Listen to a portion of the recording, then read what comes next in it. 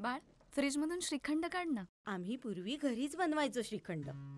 त्याची चवच वेगळी होती. आता काय सगळं रेडीमेड. आजी, हे श्रीखंड खाऊन बघ. आज तुझ्या आईनं घरीच बनवलं की काय? हे आहे गोकुळचं श्रीखंड. अगदी जिभेवर रेंगाळणार. जिभेवरच नाही तर मनावरही रेंगाळणार. गोकुळ श्रीखंड, मनावर रेंगाळणार. गणेश चतुर्थीपासून वन्य हत्तींचा धुमाकूळ घोटगेवाडी परमे आदी गावात सुरू आहे. रविवारी रात्री घोटगे येथील सतीश श्रीपाद दळवी यांची नारळ तसेच काजू बागायती हत्तींनी उद्ध्वस्त करून मोठं नुकसान केलंय.